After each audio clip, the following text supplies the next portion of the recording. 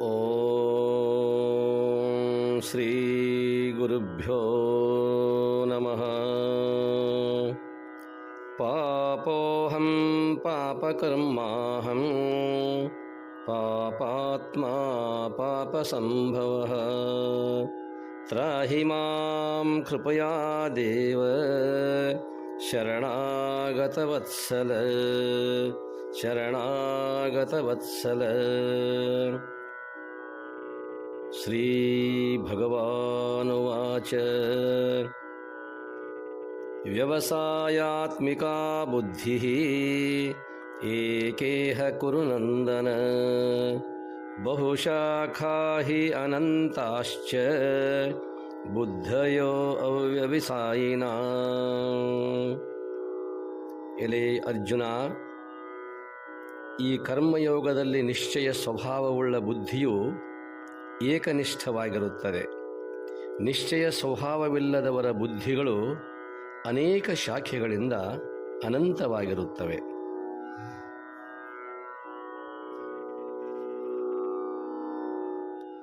ಸರ್ವರಿಗೂ ಪ್ರಣಾಮಗಳು.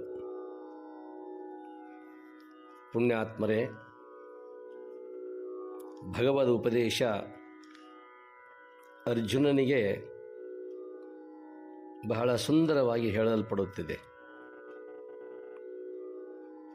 ನಿನ್ನೆಯ ದಿವಸ ನಿಷ್ಕಾಮ ಕರ್ಮ ಕಿಂಚಿತ್ತಾದರೂ ಮಾಡಿದರೆ ಸರಿ, ಅದರಿಂದ ಶೋಕನಾಶವಾಗುವುದು, ಸಂಸಾರವೆಂಬ ಮಹಾಭಯದಿಂದ ಪಾರಾಗುವ ಅರ್ಜುನ ಎಂಬುದಾಗಿ ಹೇಳಿದಾಗ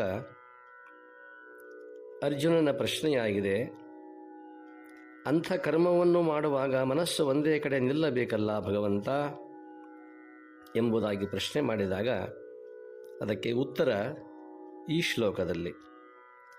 ವ್ಯವಸಾಯಾತ್ಮಿಕ ಬುದ್ಧಿ ಏಕೇಹ ಕುರು ನಂದನ ಬಹುಶಾಖಾ ಹಿ ಅನಂತಾಶ್ಚ ಬುದ್ಧಯೋ ಅವ್ಯವಸಾಯಿನಾ. ಬಹಳ ಸುಂದರವಾಗಿರುವಂತಹ ಈ ಮಾತು. ಪಾರ್ಥ, ಈ ಕರ್ಮ ಮಾರ್ಗದಲ್ಲಿ ವ್ಯವಸಾಯಾತ್ಮಿಕ ಬುದ್ಧಿ, ಈ ಶ್ಲೋಕದಲ್ಲಿ ಎರಡು ಬಹಳ ಪ್ರಮುಖವಾದ ಶಬ್ದಗಳು. ವ್ಯವಸಾಯಾತ್ಮಿಕ, ಅವ್ಯವಸಾಯಿನಾಂ. ಏಕ ಬಹುಶಾಖ. ವ್ಯವಸಾಯಾತ್ಮಿಕರಿಗೆ ಏಕಾ ಬುದ್ಧಿ, ಒಂದೇ ರೀತಿಯಾಗಿರುವಂತಹ ಬುದ್ಧಿ. ಅವ್ಯವಸಾಯಿನಾಂ, ಇಲ್ಲಿ ವ್ಯವಸಾಯಿನಾಂ ಎಂದರೆ ದೇವಧ್ಯಾನ ಜ್ಞಾನರೂಪವಾದ ಅನೇಕ ಕ್ರಿಯೆಗಳಲ್ಲಿ ನಿರತವಾಗಿರುವಂತಹ ಒಂದೇ ತರಹದ ಏಕಮುಖಿಯಾಗಿರುವಂತಹ ಬುದ್ಧಿ. ಇನ್ನು ಅವ್ಯವಸಾಯಿನಾಂ ಎಂದರೆ ಕೇವಲ ವಿಷಯ ಸಂಗ್ರಹಗಳಲ್ಲಿ, ಆ ವಿಷಯ ಸಂಗ್ರಹ ರೂಪ ಕೂಪದಲ್ಲಿ, ಅದೇ ಉದ್ಯಮದಲ್ಲಿ ನಿರತರಾಗಿರುವಂತಹ ಬುದ್ಧಿಯು ಅದು ಅನೇಕ ಪ್ರಕಾರವಾಗಿರುತ್ತದೆ, ಬಹುಮುಖವನ್ನು ಹೊಂದಿರುತ್ತದೆ. ಬಹುಶಾಖಾ, ಬಹುಮುಖಗಳನ್ನು ಹೊಂದಿರುತ್ತದೆ. ಅನಂತಹ, ಆ ಕರ್ಮ ಗುಣ ಫಲಭೇದದಿಂದಾಗಿ ಅಸಂಖ್ಯವಾಗಿರುತ್ತವೆ. ಪುಣ್ಯಾತ್ಮರೇ, ಸಚ್ಚಿದಾನಂದ ರೂಪವಾಗಿರುವಂತಹ ಆ ದಿವ್ಯ ಚೈತನ್ಯವನ್ನು, ಆತ್ಮಚೈತನ್ಯವನ್ನು ನಮ್ಮ ಅಂತರಂಗದ ದರ್ಪಣದಲ್ಲಿ, ಆ ಕನ್ನಡಿಯಲ್ಲಿ ಪರಿಗ್ರಹಿಸಬೇಕಾದರೆ ಅಂತರಂಗವು ಶುಚಿಯಾಗಿರಬೇಕಲ್ಲವೇ? ಭೂಮಿಕ ಸ್ವಚ್ಛವಾಗಿರಬೇಕು. ಹಾಗೆ ಶುಚಿ ಮಾಡುವ ವಿಧಾನವೇ ಕರ್ಮಯೋಗ. ಅದಕ್ಕೆಂದಲೇ ಬ್ರಹ್ಮಸೂತ್ರದಲ್ಲಿ ಆರಂಭದಲ್ಲಿ ಅಥಾತೋ ಬ್ರಹ್ಮ ಜಿಜ್ಞಾಸ, ಅಲ್ಲಿ ಇರುವೆ 3 ಶಬ್ದಗಳು, 4 ಶಬ್ದಗಳು. ಅಥ, ಅತಃ, ಬ್ರಹ್ಮ ಜಿಜ್ಞಾಸ. ಆ ಅಥ ಶಬ್ದಕ್ಕೆ ಅದು ಕರ್ಮಯೋಗ. ಅಂದರೆ ಪೂರ್ವ ತಯಾರಿ ಮಾಡಿಕೊಂಡಿರಬೇಕಲ್ಲವೇ? ಆ ಹೃದಯ ಹಸನಾಗಬೇಕಲ್ಲ. ಆ ವಿಧಾನವೇ, ಶುಚಿಯನ್ನು ಮಾಡ್ತಕ್ಕಂಥ ವಿಧಾನವೇ ಕರ್ಮಯೋಗ. ಅದರಲ್ಲಿ ನಡೆಯುವ ಆ ಉದ್ಯಮ, ಆ ಕ್ರಿಯೆ ಎಂಥದ್ದು ಎಂದರೆ ಅದು ಕರ್ಮಯೋಗಿಯ ವ್ಯವಸಾಯ. ಆ ಬುದ್ಧಿ, ಆ ಕರ್ಮಯೋಗಿಯ ಬುದ್ಧಿ ವ್ಯವಸಾಯಾತ್ಮಿಕ ಚ ಏಕ, ಅದು ಒಂದೇ ರೀತಿಯಾಗಿರುವಂಥದ್ದು. ಕರ್ಮಯೋಗಿಯ ಬುದ್ಧಿ ಸದಾ ವ್ಯವಸಾಯಾತ್ಮಿಕ, ಅಂದರೆ ಆತ್ಮದೇವನೇ ಜೀವನದ ಚರಮಧ್ಯೇಯ, ಪರಮಧ್ಯೇಯ, ದಿವ್ಯ ಶಾಂತಿಯ ನಿಲಯ, ಪರಮಾಶ್ರಯ. ಎಂಬ ಈ ಏಕನಿಷ್ಠೆಯನ್ನು ತಾಳಿ ಆ ಪಾವನ ಚೈತನ್ಯ ರವಿಯನ್ನೇ ಸದೈವ ಅನುಸಂಧಾನಿಸುತ್ತಿದೆ. ಬಾಹ್ಯ ಜಗತ್ತಿನಲ್ಲಿರುವ ಅಗಣಿತ ವಿಷಯಗಳು ದೇವಚಿಂತನಾಶೀಲ ಹಾಗೂ ದೇವಜ್ಞಾನರತವಾದ ಬುದ್ಧಿಯನ್ನು ತಮ್ಮತ್ತ ಸೆಳೆಯಲಾರವು. ಆದ್ದರಿಂದ ಆತನೇ ಧೀರ ವೀರ. ಆದುದರಿಂದ ಅಂಥ ಬುದ್ಧಿಗೆ ಏಕರೂಪ ಆತ್ಮಮುಖಿ ಎಂದು ವರ್ಣಿಸಲಾಗಿದೆ. ಅಂಥ ಮನಸ್ಸನ್ನು ನಾವು ಏಕಾಗ್ರಗೊಳಿಸಲೇಬೇಕು. ಅದು ತಾನೇ ಆಗುತ್ತದೆ ಅಂಥ ಸತ್ಕಾರ್ಯಗಳಲ್ಲಿ ಇದ್ದರೆ. ಮುದ್ದುರಾಮ ಹೇಳುತ್ತಾನೆ, ಮನವನನುಗೊಳಿಸದಿರೆ ರಾಗ ಸುಖವೆಲ್ಲಿದೆಯೋ, ಮನವನನುಗೊಳಿಸಿದರೆ ರಾಗ ಸುಖವೆಲ್ಲಿದೆಯೋ, ಸುಳ್ನುಡಿಯ ನರಸದಿರೆ ಅನುಭಾವವೆಲ್ಲಿ, ನುಗ್ಗು ನುಸಿಯಾಗದಿರು ಅವಸರಕ್ಕೆ ತಲೆ ಕೊಟ್ಟು, ನುಗ್ಗು ನುಸಿಯಾಗದಿರು ಅವಸರಕ್ಕೆ ತಲೆ ಕೊಟ್ಟು, ತನ್ಮಯತೆ ಅಪರಂಜಿ ಮುದ್ದು ರಾಮ, ತನ್ಮಯತೆ ಅಪರಂಜಿ ಮುದ್ದು ರಾಮ. ನುಗ್ಗು ನುಸಿಯಾಗದಿರು ಅವಸರಕ್ಕೆ ತಲೆ ಕೊಟ್ಟು. ಅವಸರ ಅಂದರೆ ಇಲ್ಲಿ ವಿಷಯಗಳ ಸಮೂಹ. ಆ ವಿಷಯಗಳಲ್ಲಿ ರತನಾಗಿ ಯಥಾರ್ಥವಾಗಿರುವಂಥದ್ದನ್ನು ಅರಸಲಾರದೆ ನೀನು ಋಷಿಯಾಗಬೇಕಾದವನು ನುಸಿಯಾಗುತ್ತೀಯಲ್ಲ. ನುಗ್ಗು ನುಸಿಯಾಗದಿರು ಅವಸರಕ್ಕೆ ತಲೆ ಕೊಟ್ಟು. ನಿನ್ನ ಮುಖ ಏಕಮುಖವಾಗಿರಲಿ. ಸುಳ್ಳು ನುಡಿಯ ನರಸಿದರೆ, ನನ್ನ ಒಳ್ಳೆಯ ಮಾತುಗಳನ್ನು ನೀನು ಕೇಳದಿದ್ದರೆ ನಿನಗೆ ಅನುಭವವೆಲ್ಲಿ? ಅದನ್ನು ಅನುಭವಿಸುವುದು ಯಾವಾಗ? ಆತ್ಮಸುಖವನ್ನು. ಆದ್ದರಿಂದ ನೀನು ಋಷಿಯಾಗೋ, ನುಸಿಯಾಗದಿರು, ಅವಸರಕ್ಕೆ ತಲೆ ಕೊಟ್ಟು ತನ್ಮಯತೆ ಅಪರಂಜಿ, ಅಲ್ಲಿ ತನ್ಮಯನಾಗು, ಏಕಾಗ್ರ ಚಿತ್ತನಾಗು ಎಂಬುದಾಗಿ ಮುದ್ದುರಾಮ ಹೇಳುತ್ತಾನೆ. ಉದಾಹರಣೆಗೆ ನೋಡುವುದಾದರೆ, ಸನಾದಿ ಊದುವ ಸಂದರ್ಭದಲ್ಲಿ ಮಂಗಲ ವಾದ್ಯವನ್ನು ನುಡಿಸುವ ಅನೇಕ ವಾದ್ಯಗಳಿವೆ ಶಹನಾಯಿಯಲ್ಲಿ. ಅದರಲ್ಲಿ ಒಬ್ಬ ಶ್ರುತಿಯನ್ನು ಹಿಡಿದು ಉದ್ದನೆಯಾಗಿರ್ತಕ್ಕಂತಹ ಸನಾದಿಯನ್ನು ಹಿಡಿದು, ಅದು ಶ್ರುತಿ ಎನ್ನುತ್ತಾರೆ, ಆ ಶ್ರುತಿಯನ್ನು ಹಿಡಿದು ನಾದವನ್ನು ನಿರರ್ಗಳವಾಗಿ ಹೊರಡಿಸುತ್ತಾನೆ. ಸಹನಾಯಿ ಊದತಕ್ಕಂತಹ ರಾಗ ಸಂಯೋಜನೆಗಳಿಂದ ಕೂಡಿಕೊಂಡಿರುವಂತಹ ಅನೇಕ ರಾಗಗಳನ್ನು ಹಾಡುವ ಆ ಶಹನಾಯಿಯಲ್ಲಿ ನುಡಿಸುವ ವ್ಯಕ್ತಿಗೆ ಶ್ರುತಿ ಬೇಕಲ್ಲ. ಷಡ್ಜ ಪಂಚಮಗಳನ್ನು ಅನುಸರಿಸಿಕೊಂಡು ಆ ಶ್ರುತಿಯನ್ನು ಇಟ್ಟುಕೊಂಡಾಗ ಇನ್ನಾವ ಸ್ವರಗಳೂ ಬೇಕಾಗಿಲ್ಲ. ಹಾಗಾದರೆ ಆ ಶ್ರುತಿ ಬೇಕಲ್ಲ. ಆ ಶ್ರುತಿಯನ್ನು ಕೊಡತಕ್ಕಂಥವನು, ಆ ಶಹನಾಯಿ ಆ ತಂಡದಲ್ಲಿರತಕ್ಕಂಥವನು ಒಬ್ಬನು ತನ್ನ ಗಲ್ಲಗಳನ್ನು ಉಬ್ಬಿಸಿಕೊಂಡು ಬಾಯಲ್ಲಿ ಹವೆಯನ್ನು ತುಂಬಿಕೊಂಡು ನಿರಂತರವಾಗಿ ಉಸಿರಾಟವೂ ನಡೆದಿದೆ, ಆ ಊದುವ ಕ್ರಿಯೆಯೂ ನಡೆದಿದೆ.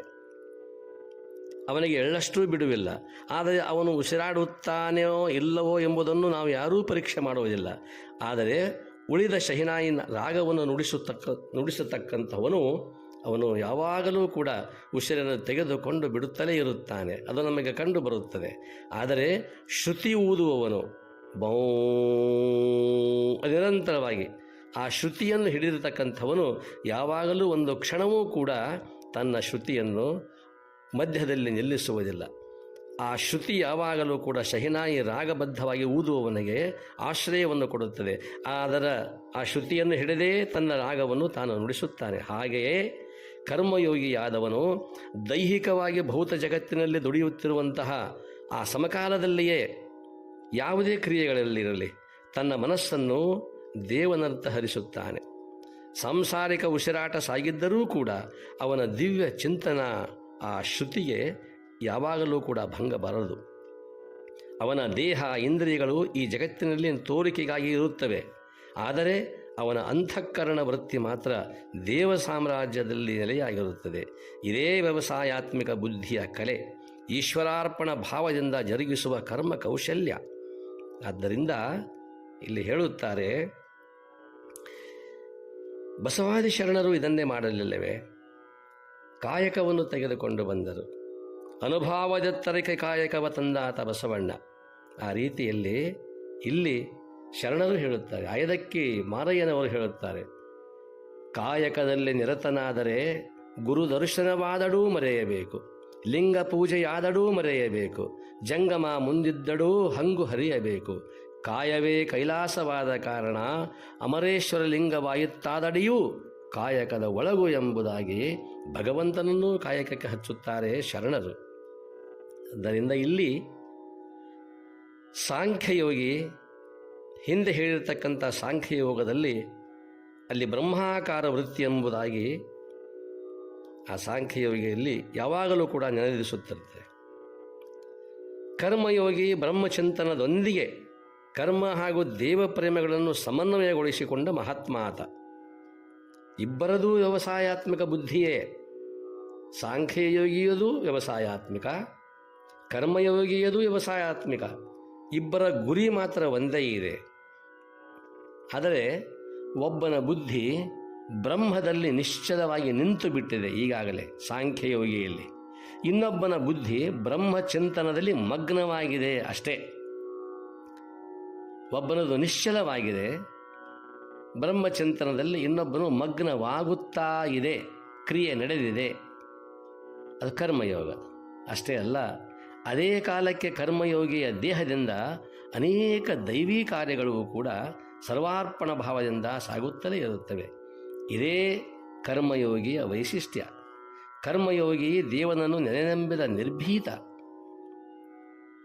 ಅಂತಹ ಕರ್ಮದಲ್ಲಿಯೇ ತೊಡಗಿದ ವಿಶಿಷ್ಟ ಬಹುಶಾಖಿಯಾಗಿ ಹರಿತಕ್ಕಂತಹ ಆ ಮನಸ್ಸನ್ನು ಏಕಮುಖವಾಗಿ ಹರಿಸತಕ್ಕಂತಹ ಅಕ್ಕಮಹಾದೇವಿ ಕಿಡಿಕಿಡಿ ಕೆದರಿದರೆ ಹಸಿವು ತೃಷೆ ಅಡಗಿತೆಂಬೆನು, ಎಲ್ಲಿದೆ ಅವಳ ಭಾವ? ಆ ದೈವೀ ಪ್ರಜ್ಞೆಯಲ್ಲಿ ಏಕಾಕಾರವಾಗಿದೆ.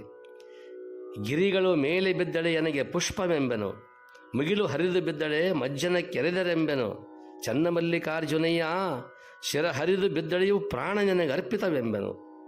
ಇದು ಏಕಾಬುದ್ಧಿ, ವ್ಯವಸಾಯಾತ್ಮಿಕ ಬುದ್ಧಿ.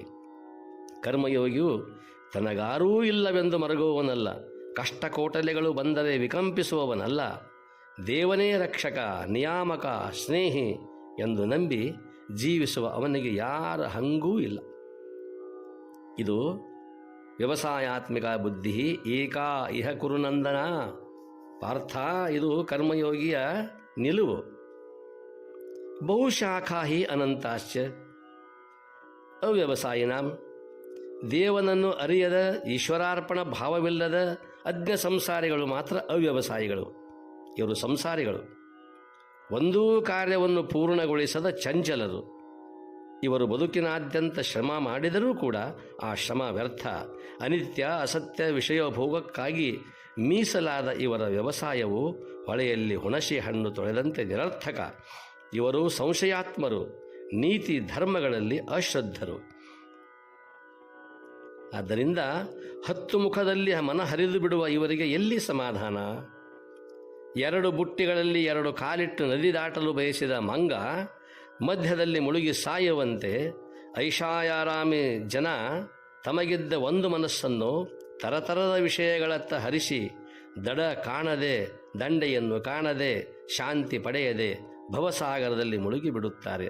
ಆದ್ದರಿಂದ ವಿಷಯಗಳಲ್ಲಿ ಇದ್ದೂ ಇಲ್ಲದಂತಾಗಿರಬೇಕಲ್ಲ, ಅದು ಏಕ. ಆದರೆ ಇವರು ಹಾಗಲ್ಲ. ಪರಂತಪ, 10 ಇಂದ್ರಿಯಗಳ ಹರಿ ಹಿಡಿದು ಹಾಳಾಗಿ ಹೋಗುವ ನಿನ್ನ ಮನೋಗತ ಶಕ್ತಿಯನ್ನು ಪ್ರತ್ಯಾಹರಣ ಮಾಡು. ಅಂತರಂಗದಲ್ಲಿ ನೆಲೆಸಿದ ಆತ್ಮಪ್ರಭುವಿನ ಧ್ಯಾನ, ಚಿಂತನ, ಜ್ಞಾನಗಳಲ್ಲಿ ಸಮರ್ಪಿಸು. ಆತ್ಮನೇ ವಿಶ್ವನಿಯಂತಾರ, ಅವನೇ ಅಂತಿಮ ಶರಣ್ಯ ಎಂಬುದನ್ನು ಬಲವಾಗಿ ನಂಬು. ಅವನಿಗೆ ನಿನ್ನ ಸರ್ವಸ್ವವನ್ನು ಅರ್ಪಿಸು.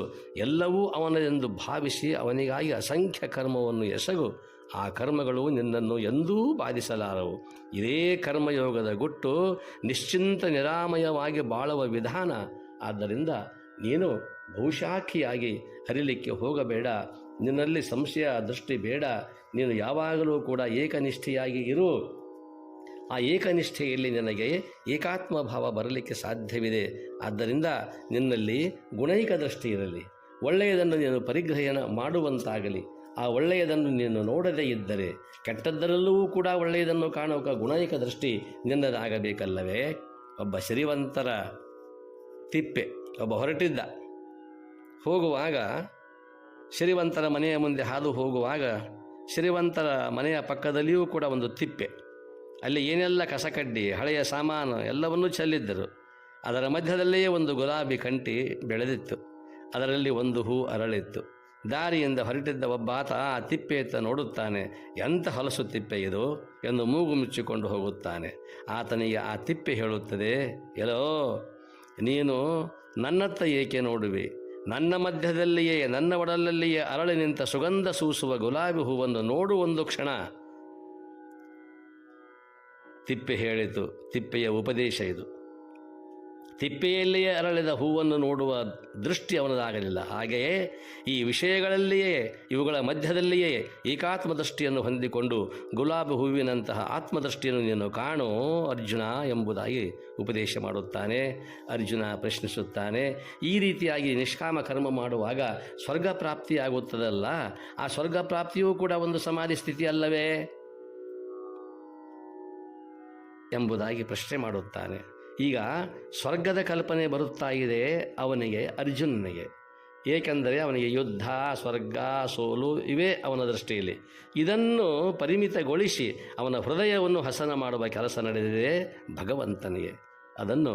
ಅದಕ್ಕೆ ಉತ್ತರವನ್ನು ನಾಳೆ ನೋಡುವ. ಸರ್ವರಿಗೂ ಶರಣಾರ್ಥಿಗಳು.